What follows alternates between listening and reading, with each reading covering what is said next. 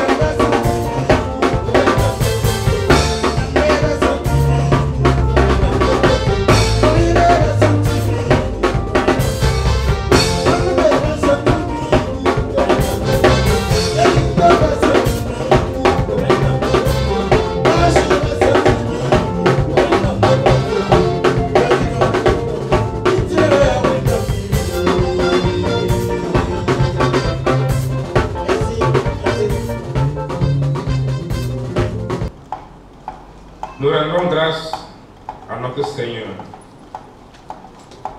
Jésus-Christ pour tous les bienfaits dont nous sommes objets. Nous remercions nos pasteurs pour leur soutien spirituel et moral. Le MED est une association qui regroupe les hommes, généralement mariés, de tout âge, dans les églises évangéliques du Burkina Faso, autour de problématiques qui est propre à ce groupe.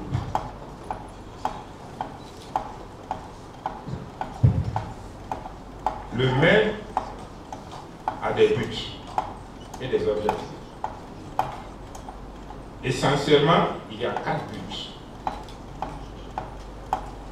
Intéresser les hommes à toutes les activités de l'Église et à leur mobilisation autour de ces activités.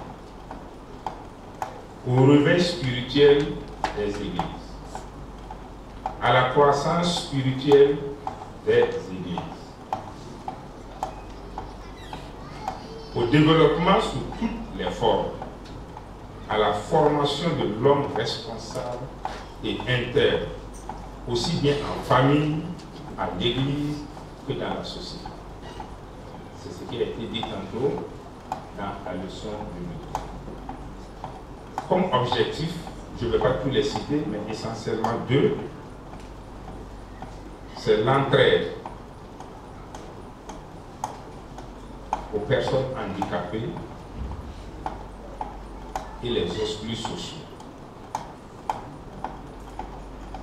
C'est l'intervention en cas de calamité naturelle et ou catastrophique aux personnes se trouvant dans cette situation. Le thème de la journée est tiré du livre de 1 Roi 19, verset 7, nous interpelle à plus d'un titre. Au regard des buts et des objectifs précédemment énoncés, il me semble opportun de nous rappeler que le chemin est encore long. Nous sommes donc invités à prendre des forces spirituelles afin d'aller de l'avant. Je m'en voudrais vraiment de tenir des propos complaisants. Tout à l'heure, on a parlé d'intégrité dans les objectifs du M. Je souhaite véritablement que nous puissions nous poser des bonnes questions afin de faire des actions dignes de notre mission. Les activités menées entre la journée précédente, la dernière et la présente se résument essentiellement à l'organisation des assemblées générales, à la préparation des festivités de fin d'année, à du social. Les activités majeures, telles que les conférences, les sorties missionnaires, les enseignements et prières thématiques n'ont pas pu se tenir. Lors de l'installation du bureau MEB, le pasteur nous a dit ceci: le MEB devrait être la locomotive des associations de l'Église. La locomotive se caractérise par cette capacité, c'est une machine qui a cette capacité à générer une force, de manière à entraîner l'ensemble des wagons, la JAD, l'ASC et le DENA à son rythme. La locomotive est cette machine qui est assez singulière. Elle est devant, elle tire les autres. Elle peut être derrière et propulser également les autres. Le maire devrait être leader dans l'Église. Parce qu'en tant qu'homme, nous avons cette position naturelle de leader. Alors, le leadership se définit justement par cette attitude que nous devons développer afin de mobiliser, de fédérer et d'entraîner le groupe de personnes à accompagner notre vision. Si toutefois nous arrivons à définir notre vision. La question que je me pose, c'est quel héritage nous comptons laisser à l'Église et à la relève. Est-ce juste une association des hommes d'un certain âge qui ne parle que de passé, qui ne parle que de regrets, ou est-ce cette association d'hommes qui avons une vision, qui avons une mission à transmettre aux jeunes générations? Lorsque nous ne serons pas encore au devant du maire, ceux qui vont venir, que diront-ils de nous qui sommes aujourd'hui à la responsabilité? Bien-aimés de Dieu, je rends grâce au Créateur pour cette journée, que je l'espère sera un tournant pour tous. Dieu nous demande de nous lever. Il n'a pas encore fini avec nous. Nous sommes encore et toujours utiles. Pour finir, je remercie tous les hommes pour leur généreuse contribution et mobilisation autour des activités qui sont déroulées dans ce pays. C'est vrai, lorsque nous sommes face au défi, les hommes relèvent généralement le défi. Très souvent, nous ne le faisons pas étant bien organisés, mais nous arrivons à lever le défi.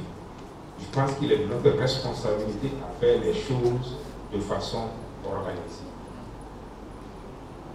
Je voudrais remercier également l'ASC et la JAD pour leur engagement aux côtés de leurs époux, ça c'est l'ASC, aux côtés de leurs pères, frères, ça c'est ceux de la JAD, car vous avez été fortement mobilisés le mardi, le vendredi et le samedi surtout pour la réussite de nos activités. Je crois, nous sommes une famille et nous devons demeurer une famille. Le bureau même local se compose de 8 membres, élus ou choisis pour une période donnée. Les statuts nous donnent 3 ans renouvelables une fois. C'est ainsi donc que nous avons le frère Thierry Ouedraogo, qui est membre chargé des affaires. Nous avons le frère Badini Pierre, membre chargé de l'organisation. Nous avons le frère Noufou Ouedraogo, qui est le trésorier adjoint. Le frère Dipama Paul, qui est le trésorier général. Mamadou Ouedraogo est le secrétaire général adjoint.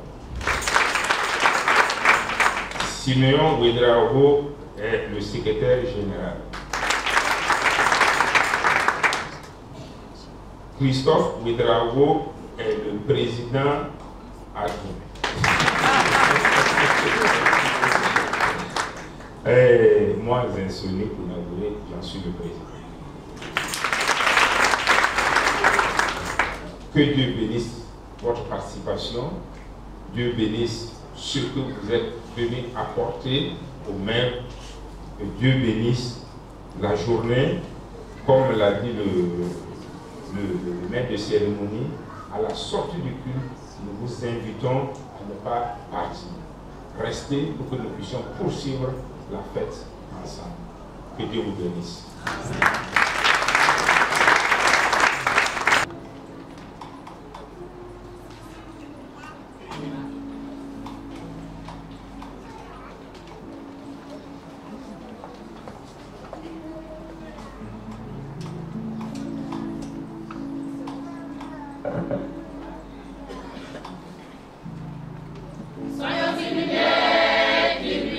Pour les nains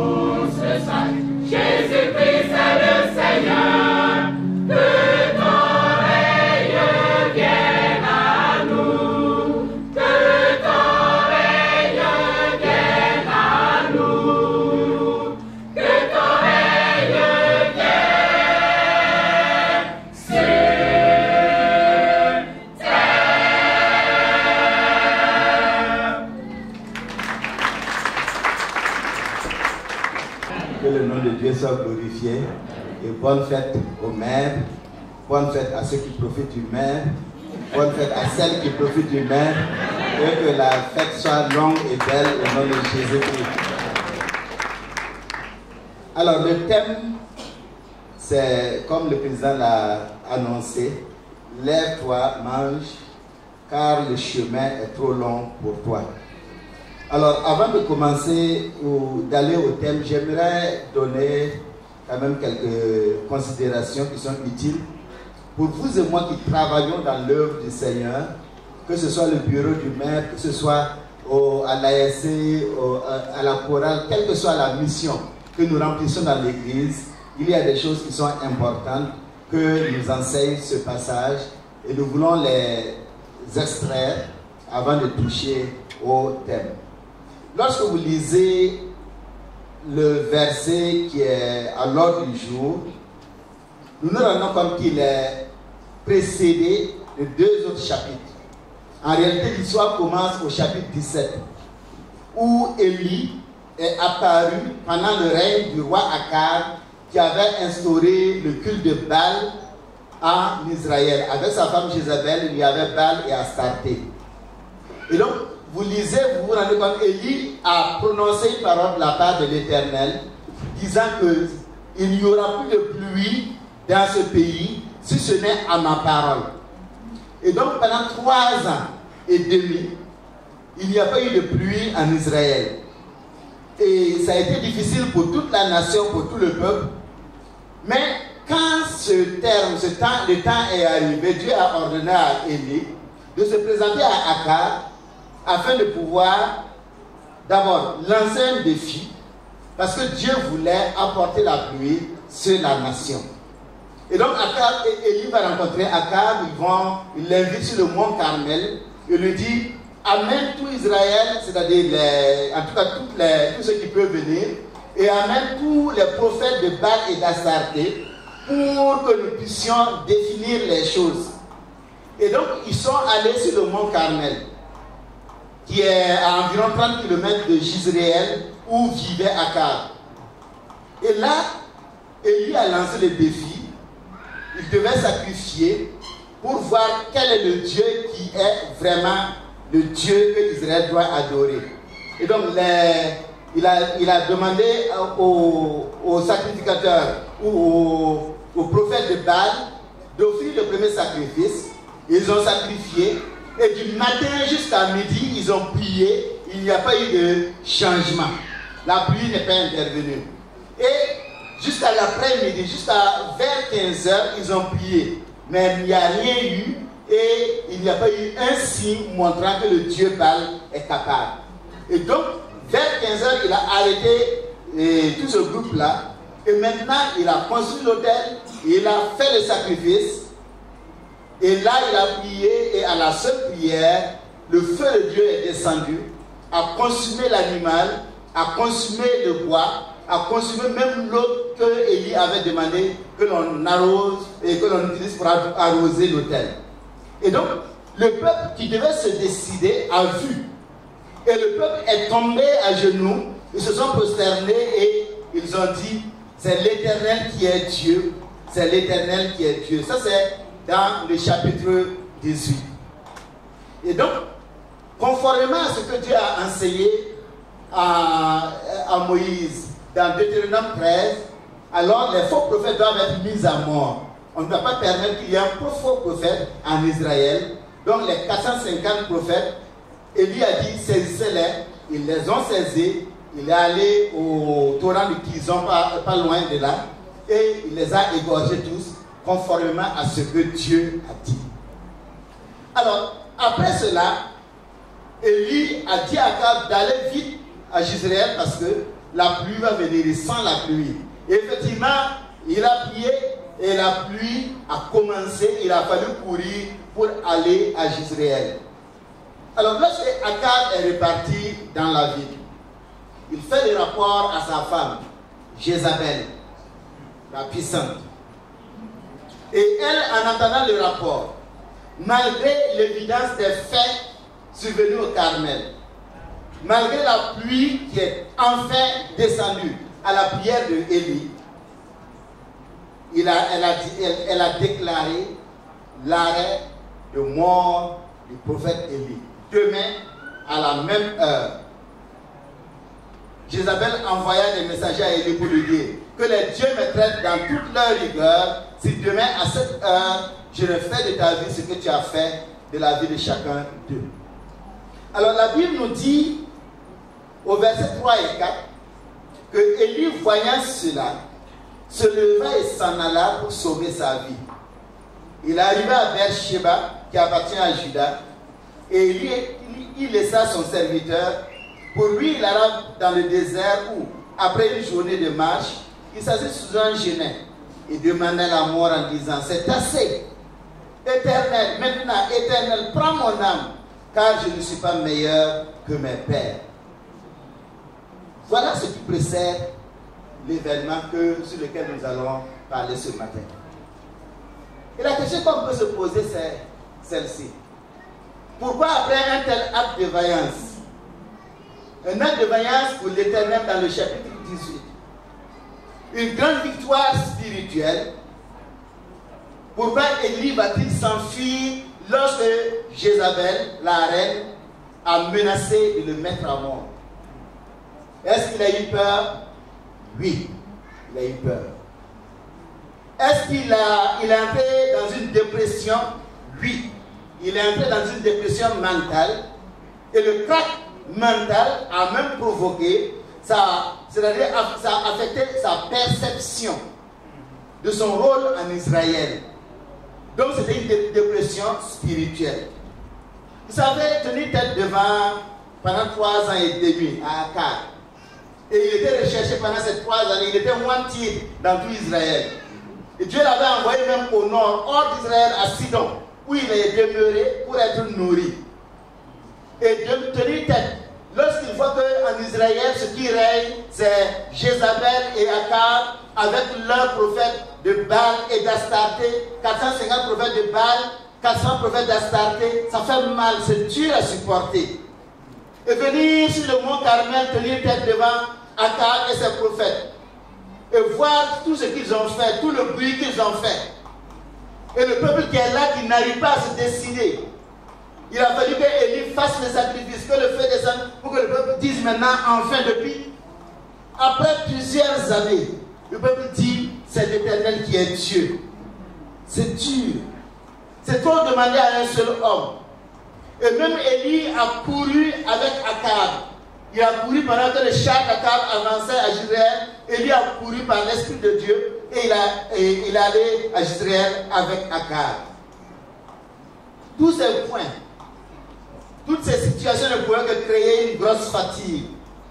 Fatigue spirituelle, fatigue physique, fatigue émotionnelle. Et cela a affecté sa vision. La vision même de son ministère en Israël. Ces fatigues physiques et émotionnelles agissaient comme une bombe à retardement. Et cela montrait aussi qu'en réalité, il n'est qu'un homme. Et ça montre la finitude de l'homme, les limites de l'homme. Tout ce que l'on peut trouver chez une personne qui a une dépression mentale, qui traverse une dépression mentale, était en Élie. Les personnes qui ont craqué, selon Adoul, on peut noter trois éléments, entre autres. Une sensation de fatigue et d'accablement. Deuxièmement, de l'anxiété et de l'angoisse. De telle sorte que la moindre difficulté prend à leurs yeux un volume démesuré. Et ces personnes redoutent l'instant qui va suivre.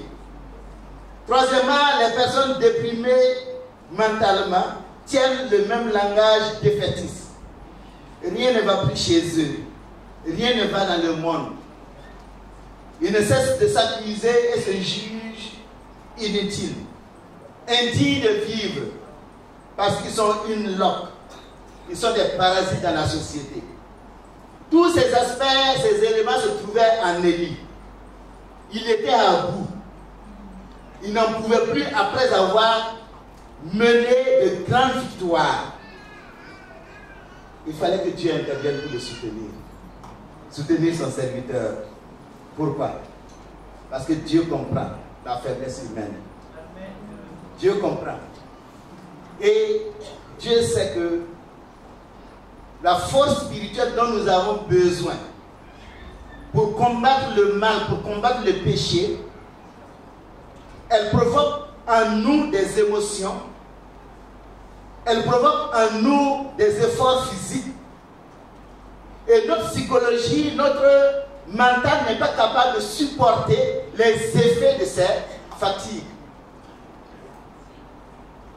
Avoir accompli des actes de vaillance pour Dieu ne signifie pas que l'on puisse être fort pour tenir face à la tension physique et morale qui frappe le serviteur, la servante de Dieu, après l'exécution de son service.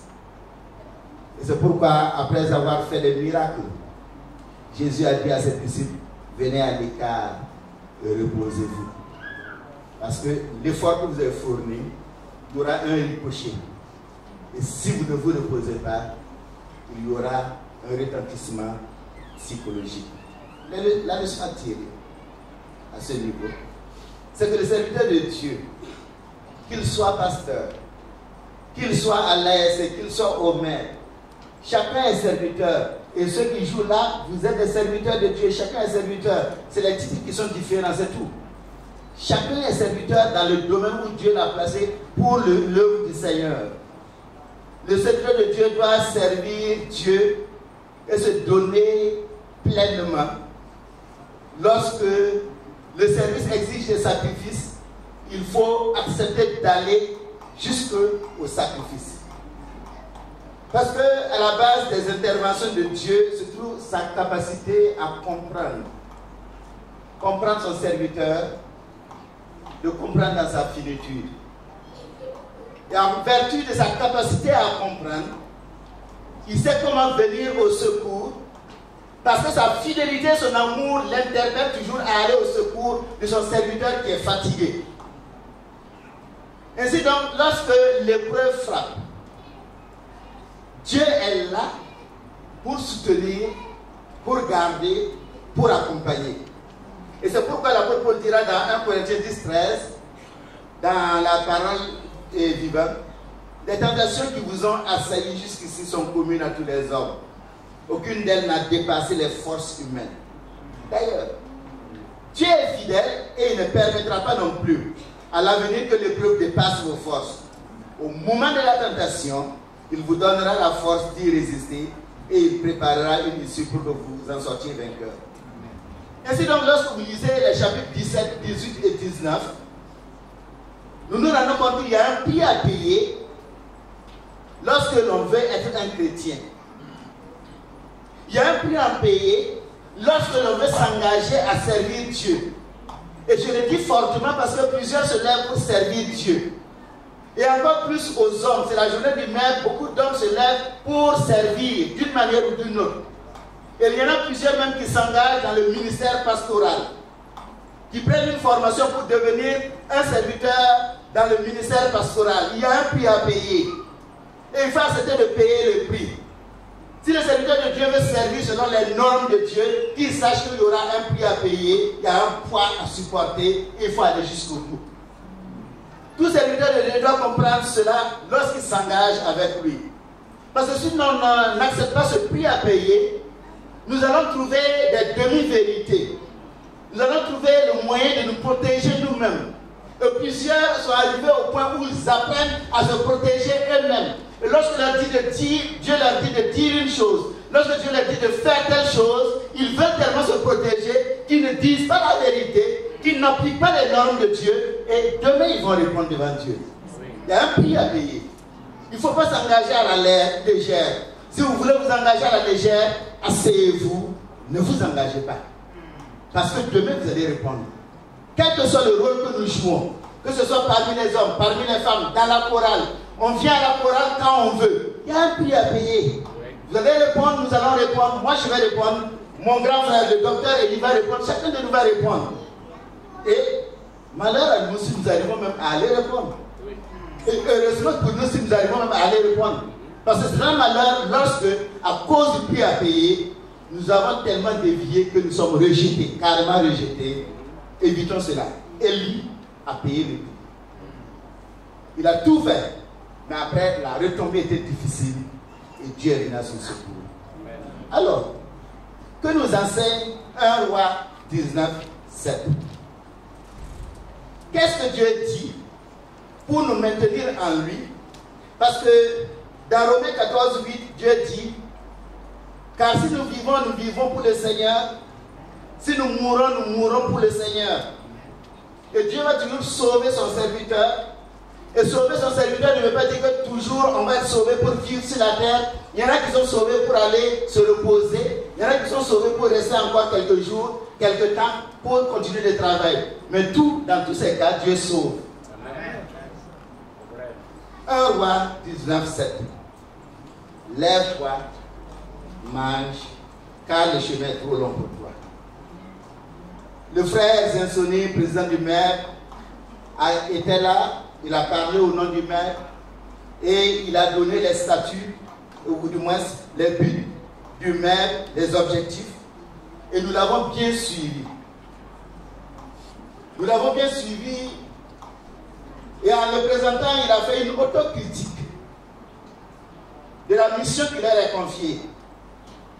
Il a fait une autocritique du bureau, une autocritique de leur mandat.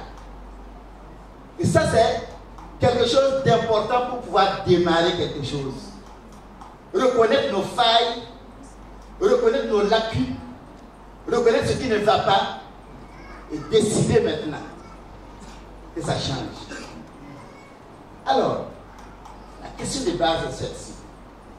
En quoi le thème de 2019 peut-il permettre au maire d'atteindre ses objectifs et ainsi justifier son utilité dans l'Église et particulièrement ici au TGV?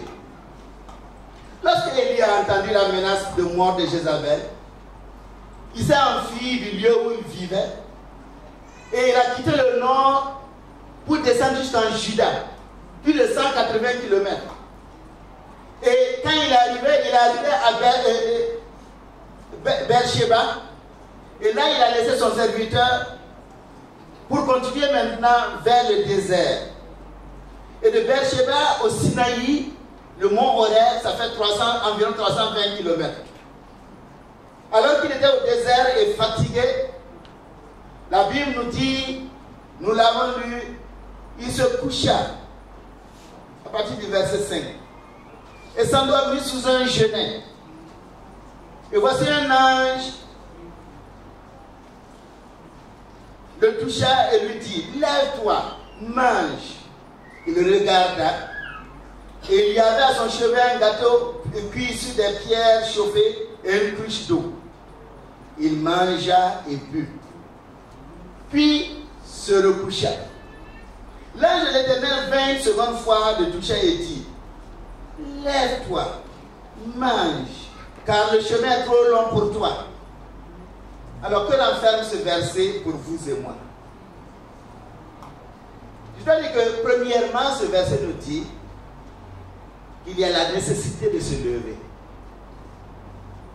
La nécessité de se lever est l'ultime moyen pour refuser de vaincre le message des fatigues. Les fatigues inhibent notre volonté d'avancer. Lorsqu'un homme est fatigué, lorsqu'une personne est fatiguée sur le plan physique, elle a besoin de se reposer. Parce que son corps lui dit: repose-toi. Elle va s'asseoir, elle va peut-être même se coucher pour reprendre les forces. Et lorsqu'elle a fini, elle s'est reposée, elle peut maintenant se relever. Sur le plan physique, cela est réel, mais c'est aussi réel sur le plan moral, lorsqu'on est fatigué, sur le plan mental. S'asseoir et se coucher sont importants quand on est fatigué dans la tête. Mais maintenant, il faut comprendre que ça ne veut pas dire abandonner. Se reposer aussi, c'est en réalité une activité lorsqu'on est fatigué mentalement. Donc, il vaut mieux accepter cette activité du repos, prendre un jour de repos, arrêter tout, fermer le téléphone pour pouvoir récupérer et se remettre au top. la fatigue morale et mentale, c'est qu'elle tend à nous envoyer vers le découragement. Et elle tend à nous envoyer vers la dépression mentale, la dépression spirituelle pour vous et moi. Comme André Adoul l'a dit, nous disposons tous d'un certain capital de force. Cette énergie que nous dépensons dans nos différentes activités doit être récupérée si nous ne voulons pas à la longue courir le risque d'une rupture. Lorsque le peu d'énergie nécessaire fait défaut, le moindre contretemps, la moindre critique, la plus petite épreuve prend une dimension exagérée qui nous terrasse. La dépression spirituelle incite à un abandon de la bataille. Et le message qui tend à inhiber notre réaction est qu'il ne sert plus à rien de se battre pour s'en sortir. Il ne sert à rien de se sacrifier pour que ça aille. Élie disait, c'est assez. Je ne suis pas meilleur que mes pères. Et pourtant le sage a dit, un peu de sommeil, dans Proverbe 6, un peu d'assoupissement, un peu croiser les mains pour dormir, et la pauvreté te surprendra comme un rôdeur et la disette comme un homme en arbre. Alors, la mission des hommes dans une église est donc de s'encourager mutuellement. Le maire doit trouver les voies et les moyens pour soutenir ceux qui sont fatigués moralement et ceux qui sont souvent sur le point de lâcher prise, de flancher spirituellement, pour qu'ils relèvent la tête, pour qu'ils retrouvent espoir en Christ. Mike Brown chantait. C'est toi. Mike Brown chantait en disant, bats-toi. Serre les poings et bats-toi contre ceux qui veulent t'empêcher d'être heureux. Bats-toi et tu seras libre. Quoi qu'il arrive, ne baisse pas les bras. Alors, que peut faire le maire pour que les hommes et les familles continuent leur combat de la vie? Nous avons entendu ici le maire comme locomotive pour l'ASC, pour l'AJA, pour tous les groupes. Que peut faire le maire lorsque les gens mènent le combat dans le domaine conjugal? Des familles qui sont sur le point de se disloquer. Des familles où il n'y a pas la joie, où il n'y a pas la paix. Séparation de corps. Et même la tendance à aller au divorce. Que peut faire le maire? Que doit faire le maire? Que peut faire le maire?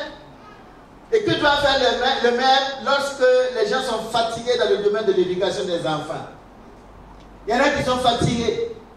On a tout fait pour l'enfant, mais voilà, il continue de s'éloigner, de s'égarer. Et on veut l'abandonner à lui-même. Qu'est-ce qu'on va faire? Qu'est-ce que vous devez faire? Quel est le rôle du maître dans cette affaire? Comment faire pour que ces personnes retrouvent espoir et repartent encore à la recherche du fils, de la fille prodigue? Que peut faire le maire dans le domaine des besoins socio-économiques?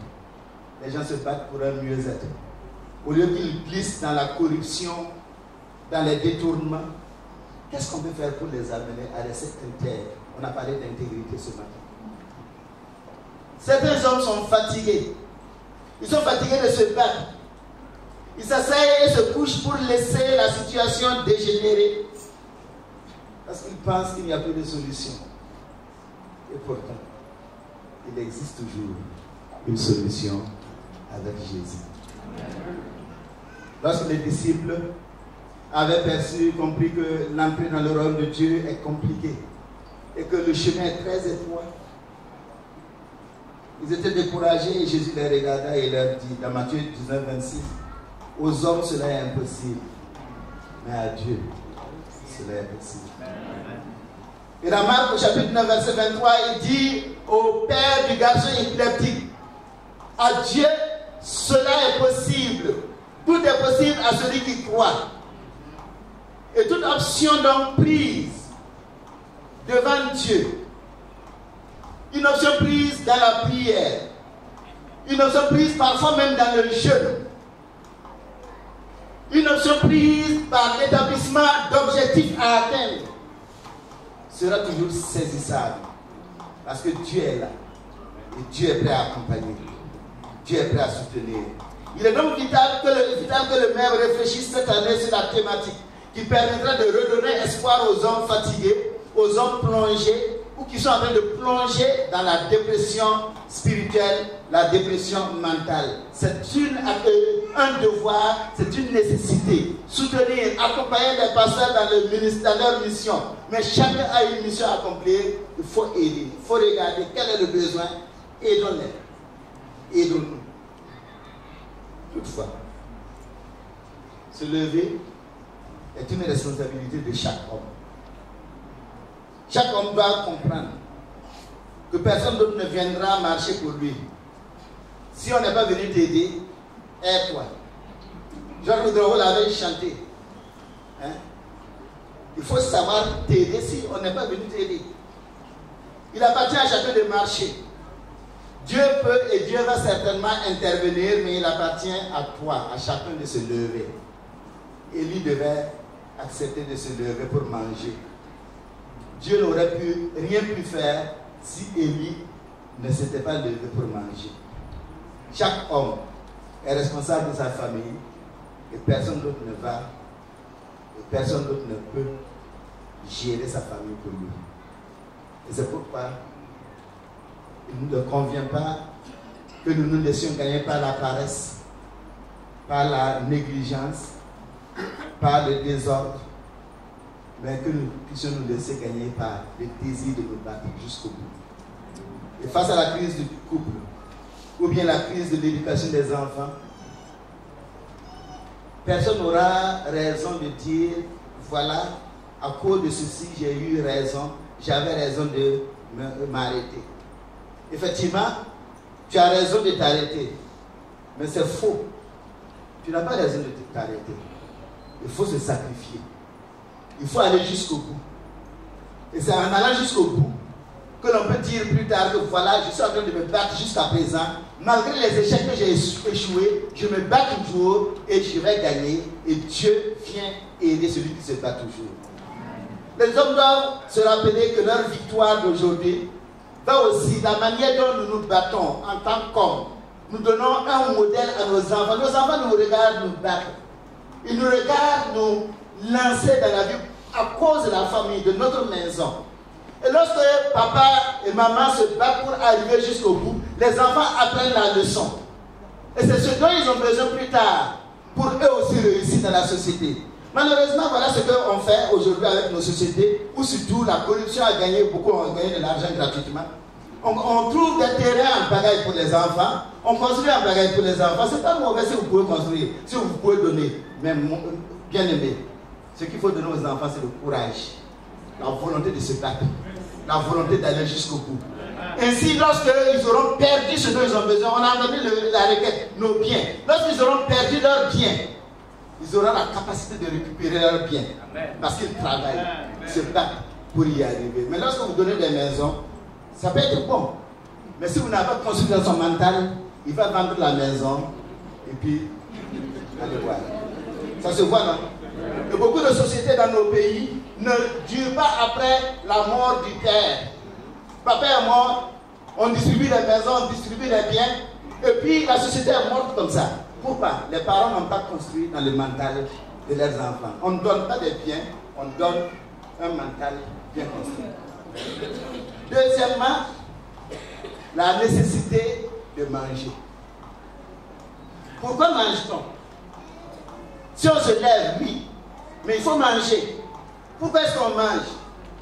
La simple observation, nous le savons, on mange pour vivre. Et quand on refuse de manger, on perd petit à petit la vie, et puis ainsi de suite, mort peut s'en suivre si personne n'intervient. Lorsqu'une personne est fatiguée, il y a des types d'aliments utiles pour répondre au type de fatigue en cours. Parfois, on peut se coucher, s'asseoir et ça suffit. Parfois il faut se coucher, parfois il faut boire de l'eau tout simplement, parfois il faut ajouter quelque chose à l'eau. Vous entendez la soeur dire qu'il y a un plat spécial qu'elle a préparé, parce que c'est sûrement consistant. Elle a promis au pasteur de lui en donner, et le pasteur ne m'oubliera pas lorsqu'il aura sa part.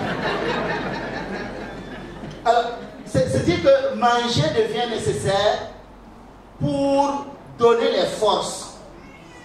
Et il y a des aliments dont on a besoin, des aliments particuliers, pour pouvoir aller jusqu'au bout. Ok?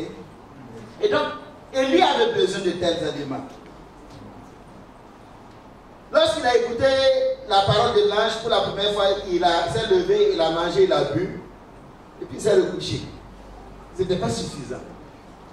Et puis l'ange est revenu une seconde fois. Certainement qu'il a dormi un bout de temps. Il l'a laissé se reposer. Et il est revenu, il lui a dit, lève-toi, mange. Et la Bible nous dit au verset 8 qu'il se leva, mangea et but. Et avec la force que lui donna cette nourriture, il marcha 40 jours et 40 nuits jusqu'à la montagne de Dieu à Horeb, au Sinaï. Bien-aimés, de quoi les hommes ont-ils besoin pour faire face à la vie? Telle est la question que chacun doit se poser, et telle est la question que les responsables du même doivent se poser. Telle est la question que chaque responsable doit se poser. Comment, de quoi ils ont besoin pour répondre au problème de la crise dans la famille? De quoi ils ont besoin? De quoi ils ont besoin pour savoir comment continuer toujours à espérer dans l'éducation des enfants, se battre, aller jusqu'au bout? De quoi ils ont besoin pour que les gens n'aillent pas à perdre leur intégrité? Quelqu'un disait quand on donnait le nom du Burkina, si on s'appuyait sur le verset 15 de Somme, l'intégrité aurait tout son sens. De quoi les gens ont besoin pour aller jusqu'au bout? De quoi donc les hommes doivent se nourrir pour ne pas succomber face aux tendances à la dépression? Gurnier, dans la Bible online, nous dit que la force dont Dieu revêtit Élie par un seul repas est une belle image de l'effet que peut produire une seule prédication, un mot de la Sainte Écriture. Bien-aimés, le repas que Dieu offre pour nous maintenir en vie, c'est sa parole. La parole de Dieu est un des éléments fondamentaux, c'est l'élément fondamental, et à cela on peut ajouter la bonne lecture, les bonnes lectures. La parole de Dieu. Le message biblique est clair quant à la capacité de la parole de Dieu de nous construire et nous conduire à la victoire. Vous pourrez lire à la maison Deutéronome 11, verset 18 à 25, où Moïse a dit, mettez dans votre cœur et dans votre âme ces paroles que je vous dis. Vous les lirez comme un signe sur vos mains, et elles seront comme des frontaux entre vos yeux. Vous les enseignerez à vos enfants.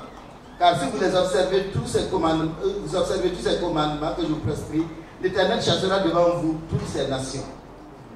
Josué 1:8. Que ce livre de la loi ne s'éloigne point de ta bouche.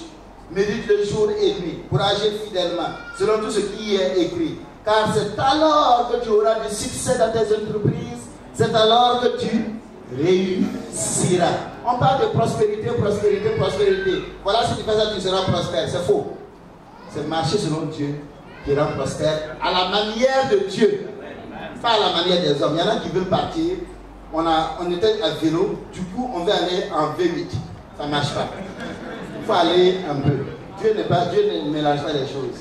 Il vous fait avancer un peu pour que vous soyez intelligent, pour que vous soyez intelligent. Sinon, du vélo à la V8, on devient stupide.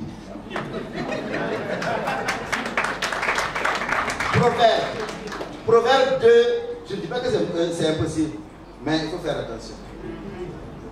Proverbe 2, verset 1 à 17, que vous pourrez lire à la maison. Mon fils, si tu reçois mes paroles, et si tu gardes avec toi mes préceptes, si tu appelles la sagesse, si tu la cherches comme l'argent, si tu la poursuis comme un trésor, le temps qu'on passe pour trouver l'argent, le temps qu'on passe pour trouver les trésors, si on prend ce temps aussi pour étudier la parole de Dieu, voyez la différence que ça va faire dans nos vies. Psaume 1, verset 1 à 4. Heureux l'homme qui ne marche pas selon le conseil des méchants. Et il dit au verset 2, qui trouve son plaisir dans la loi de l'Éternel et qui la médite jour et nuit. C'est-à-dire la parole est en moi et puis je la ressasse. Chaque jour j'ai lu une portion et je ressasse cela durant toute la journée. Il devient comme un arbre qui est au bord de l'eau. Et l'arbre qui est au bord de l'eau produit de l'ombre. Ça produit des fleurs. Et les fleurs produisent des fruits. Avec les fleurs, on a du miel. Avec les fleurs, on a des fruits. Les fruits sont mangés par les oiseaux, les animaux, les hommes. Tout le monde mange. Voyez comment c'est beau lorsqu'on est plongé dans la parole de Dieu. Bien aimé, Dieu nous donne sa parole. Quand il dit lève-toi et mange, il y a des engagements que nous devons prendre avec Dieu par rapport à la parole de Dieu. Il faut que nous nous remettions à la parole de Dieu. Il n'y a pas d'autre solution. C'est-à-dire que vous allez aller de prière en prière, on va y arriver. Vous allez aller de prière en prière, il ne peut rien changer. Il n'est pas Dieu. C'est avec vous. La parole est à côté de toi, chez toi. Et c'est ainsi que l'on devient victorieux. Et en plus de cela, les lectures constructives. Lire de bons livres, suivre de bons enseignements. Souvent, les gens, c'est sur les télé vidéos, bon, il y a des choses qui sont bien, mais il y a des choses qui sont inimportantes. Lorsque vous passez votre temps à suivre des miracles, et toi, ton miracle, c'est lequel? Lis la parole de Dieu et avec toi-même, ça va se passer. Mais on est là, on suit des choses, des enseignements souvent qui sont dangereux et qui nous détruisent. Donc c'est pourquoi il est bon de suivre ce qui est bon. Et si vous suivez une chaîne qui est, en tout cas qui vous plaît, c'est bon de souvent demander au pasteur qu'est-ce qu'il en pense. Pour qu'il regarde, parce qu'il y a des enseignements où vraiment ça égare plutôt que ça ne construit. Et c'est pourquoi il est bon de savoir se nourrir. Troisièmement, l'ange a dit, lève-toi, il s'est levé, mange, il a mangé. Et puis maintenant, au troisième niveau, il lui a dit que car le chemin est trop long pour toi. Donc troisièmement, il y a la nécessité de comprendre que nos perceptions peuvent nous tromper. Le thème de la journée qui doit servir de tremplin pour la construction de nos vies, de chacun d'entre nous, et le tremplin pour que le maire élabore ses activités de l'année. C'est bien, lève-toi, mange, car le chemin est trop long pour toi. Alors lorsque vous lisez cette portion des versets, vous verrez selon les Bibles qu'elle est diversement traduite. Il y a deux nuances. La première nuance, on la trouve dans 8 secondes et dans la nouvelle édition de Genève, où il est dit, lève-toi, mange, car le chemin est long pour toi.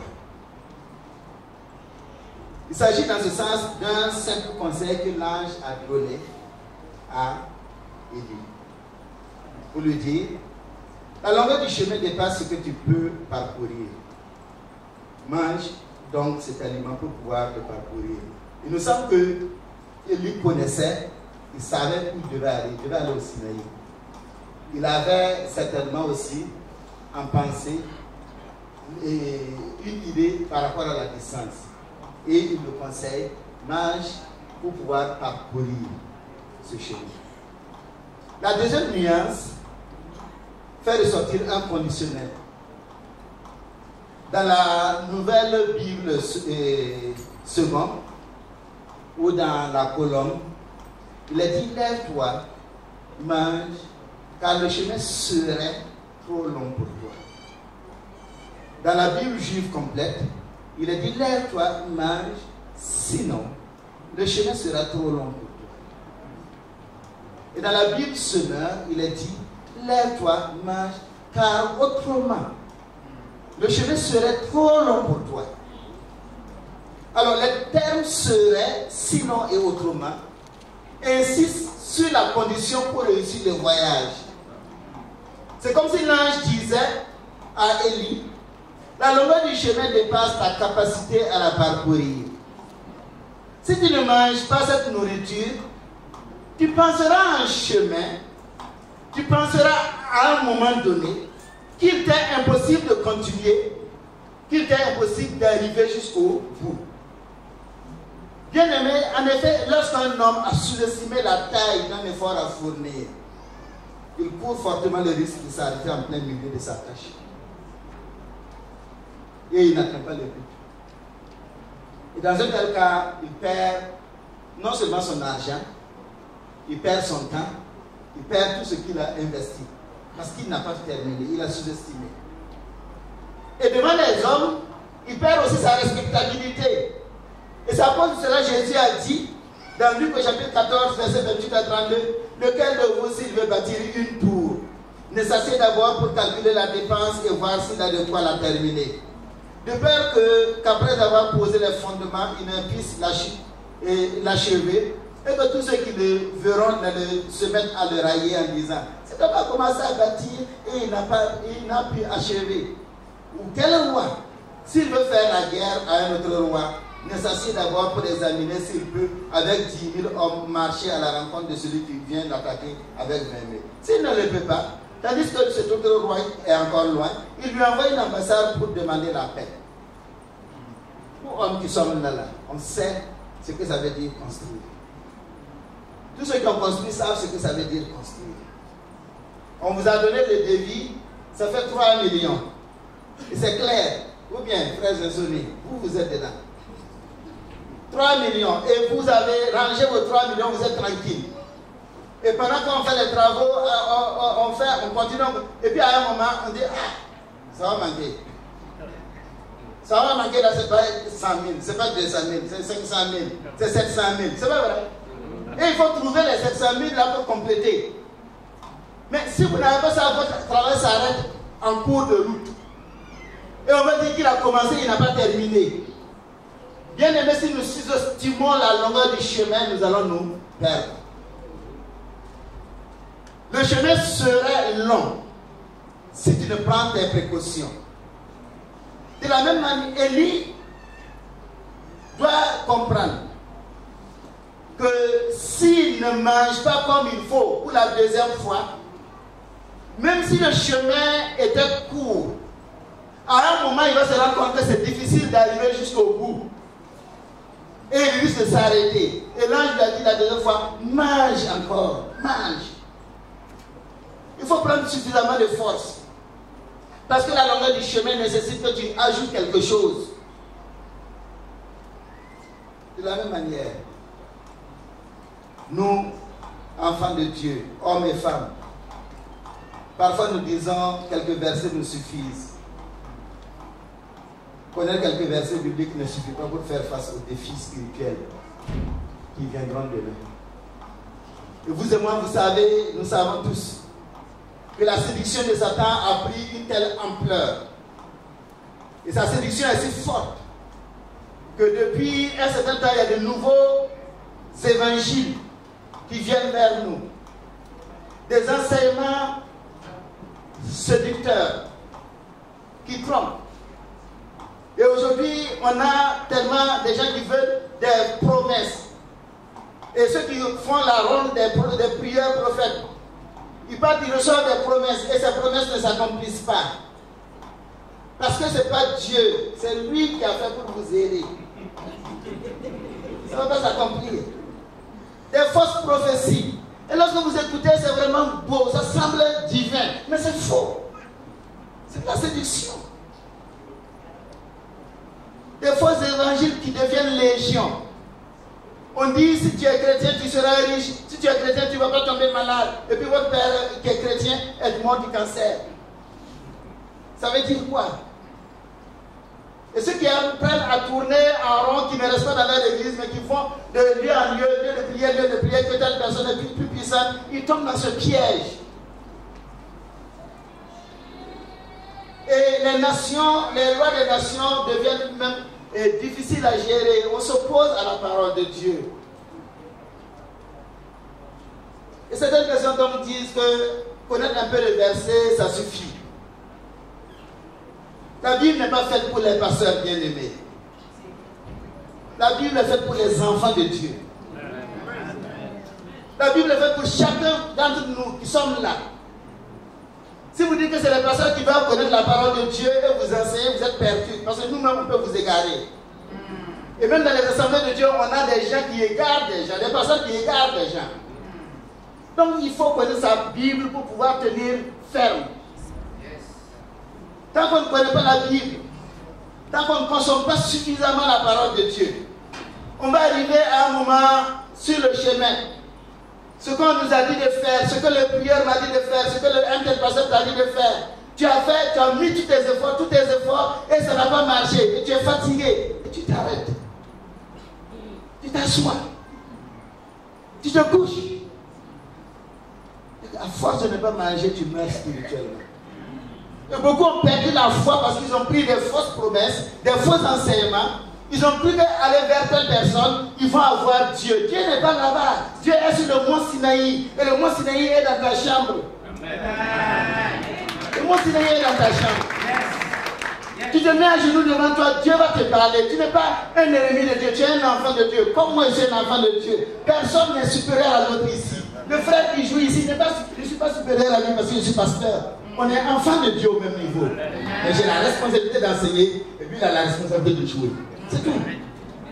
C'est pas plus que cela. Donc, lorsque nous ne lisons pas la parole de Dieu, nous nous laissons égarer. Et quelqu'un vient dire des choses agréables, surtout les prieurs prophètes. Ils disent de belles choses. Tout le monde est content.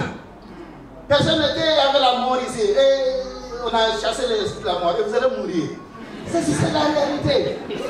Donc, en fait, nous cherchons des belles paroles, mais ces belles paroles ne nous construisent pas parce qu'elles ne vont pas empêcher que la volonté de Dieu s'accomplisse. C'est pourquoi nous devons être attachés à la parole de Dieu. Si nous sommes attachés à la parole de Dieu, que nous vivions, que nous mourions, nous sommes au Seigneur. C'est la gloire et la grâce de Dieu. Bien-aimés, si vous ne mangez pas suffisamment, si nous ne mangeons pas suffisamment, à un moment, on a tellement entendu des choses, on a appliqué les systèmes et on est fatigué. Tout notre argent allait vers la personne. Et il y en a même qu'on a séparé de leur famille en leur disant qu'il y a un sorcier. On a séparé de leur église en disant qu'il y a un sorcier dans l'église. Et vous cherchez le sorcier. Et désormais, votre enfant ne va pas toucher quelqu'un. Et puisque vous vous méfiez, le fait de se méfier tue votre amour. Et puisque votre amour meurt, le diable va vous avoir. C'est simple. Donc, connaissons la parole de Dieu. En conclusion, le rôle de chaque homme, c'est de se nourrir pleinement de la parole de Dieu. Vivre de la parole de Dieu. Et personne ne viendra te nourrir à ta place. Personne ne viendra lire la parole de Dieu à ta place. C'est à toi de faire un effort. Faire un effort pour pouvoir rester debout. Rester dans la course. Et je voudrais dire ce matin à celui qui est fatigué. Jésus a dit, confiez-moi vos nerfs brisés, vos nerfs fatigués. Lorsque vous êtes fatigué, confiez-vous. Jésus est capable et il est prêt à intervenir. Et il va soutenir. Je te soutiendrai. Je te nourrirai par ma parole qui est vie et qui donne la vie. Il n'y a pas quelqu'un qui va s'approcher de Jésus pour demander du secours sans recevoir son secours. Il est disponible pour chacun. Et au maire, aux responsables du maire, vous avez été choisi pour soutenir l'Église en servant les hommes durant le temps de votre leadership. Si vous voulez vraiment être utile à votre Église, observez les besoins des hommes, observez les besoins des familles. Voyez quelle est la préoccupation qui ronge les gens. Quels sont les problèmes? Problèmes de foyer, quel type d'enseignement apporter pour aider dans les problèmes de foyer? Problème d'éducation des enfants, quel type d'enseignement apporter pour aider? Problème de travail ou bien de conception, la conception même du travail, qu'est-ce qu'on peut apporter pour aider les gens? Voyez qu'est-ce que vous pouvez faire. Ce thème qui a été donné, c'est pour qu'il y ait un plan qui, à partir d'aujourd'hui, va permettre de construire l'Église, de reconstruire le corps de Christ. Et l'année prochaine, à pareil moment, vous ferez le bilan. Et ce ne sera pas pour une autocritique négative, mais une autocritique qui va rendre gloire à Dieu. Parce que vous verrez que, effectivement, par la grâce de Dieu, nous avons pu faire telle ou telle chose et ça a aidé. Et le témoignage sera évident. Parce que des vies seront transformées, des vies seront renouvelées. Que le Seigneur nous aide. Et à chacun, le Seigneur dit aujourd'hui, lève-toi, mange. Car autrement, le chemin serait trop long pour toi. Que le Seigneur soit avec chacun de nous. Baissons la tête et prions.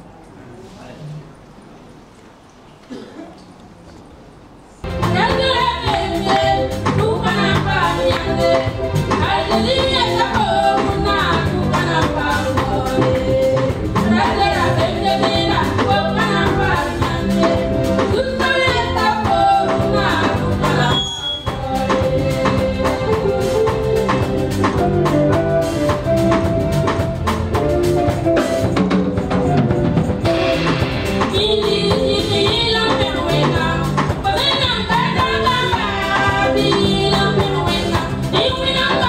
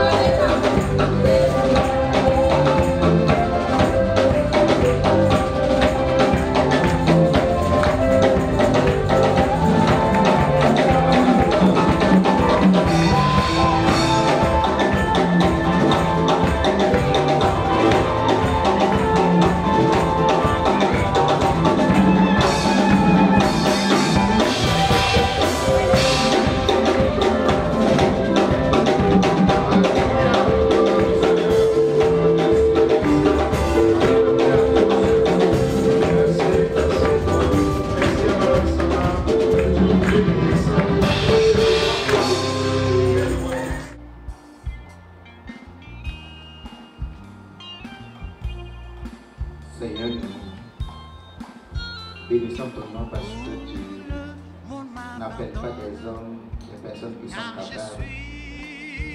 Tu n'appelles pas des personnes qui ont tous les talents, tous les dons, toutes les compétences. Mais tu appelles simplement des enfants de Dieu. Et tu les appelles pour pouvoir les équiper de la puissance du Saint-Esprit. Pierre et Jean étaient des pêcheurs de poissons, mais ce qu'ils ont fait surpasse ce que les grands théologiens peuvent réaliser. Nous croyons donc que ces hommes que tu as choisis pour diriger le mouvement des hommes sont des hommes que tu peux équiper et que tu vas équiper. Tu vas les équiper parce que tu as la volonté de les utiliser. Leur désir, c'est de faire ce qui te plaît. Et ils l'ont dit ici, ils veulent vraiment te servir.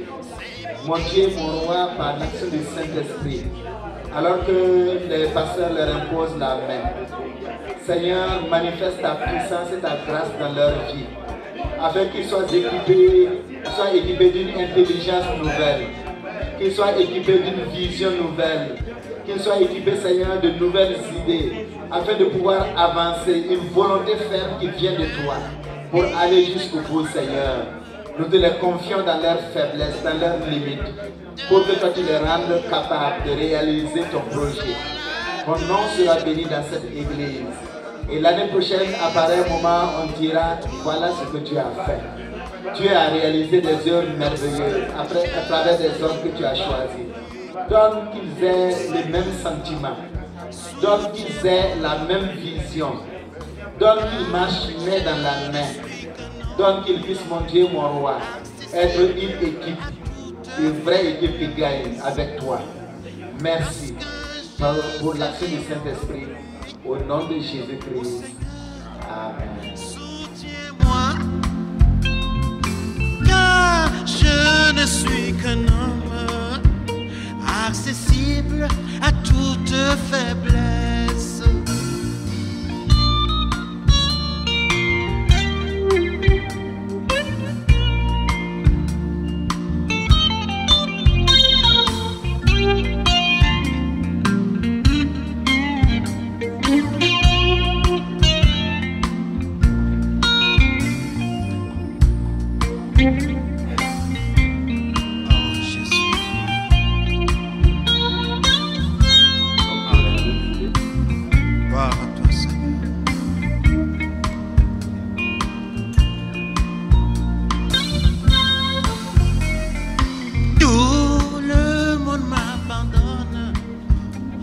Je suis à toi.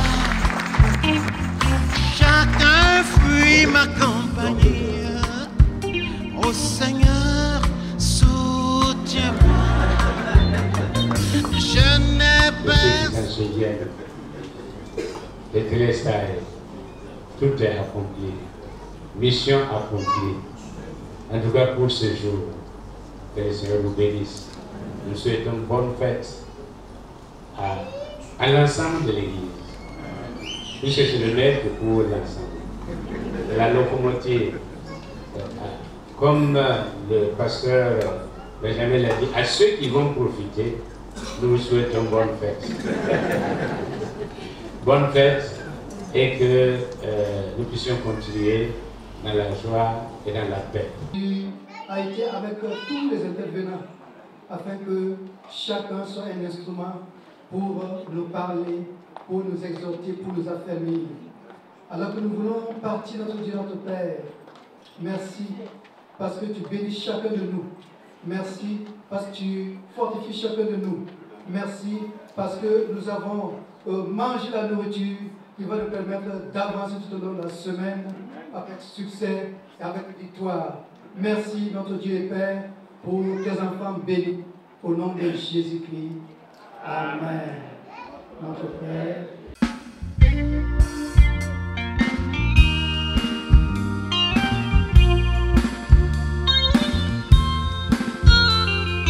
Tout le monde m'abandonne, car je suis à toi. Chacun fuit ma compagnie. Ô Seigneur, soutiens-moi.